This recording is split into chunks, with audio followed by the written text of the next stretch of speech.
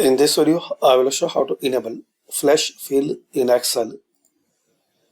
So click on File, Options,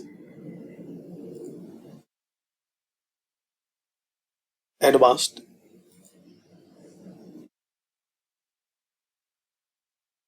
There is the setting automatically Flash Fill if it's disabled.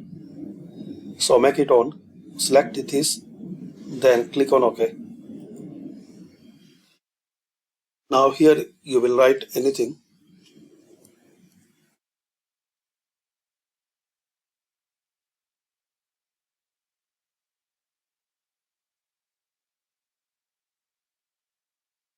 And in the second column,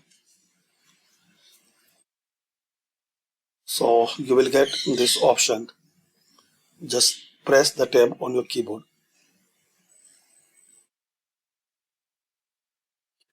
So thanks for watching. Comment this video useful for you.